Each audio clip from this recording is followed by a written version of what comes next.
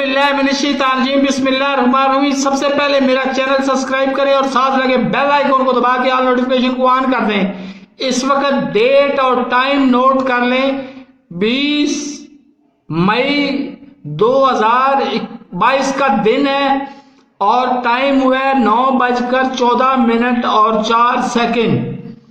अब से 48 घंटे में इंफॉर्मेशन की बुनियाद पे बात कर रहा हूं। अब से 48 घंटे के अंदर अंदर मौजूदा हुकूमत था गई, मौजूदा हुकूमत मुस्तफी हो जाएगी। ये हुआ यकदम। सुबह तक ये कह रहे थे कि हम मौजूदा हुकूमत को 1 साल पूरा करेंगे और ये कर देंगे, वो कर देंगे, पेट्रोल की कीमतें बढ़ा देंगे और ये कर देंगे, वो कर देंगे।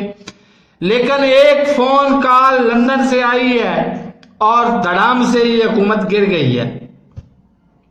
अगले 48 घंटे में ज़हन में रखें, ये हुकूमत 48 घंटे के अंदर अंदर 24 से 48 घंटे के दरमियान ये हुकूमत मुस्तफी हो जाएगी।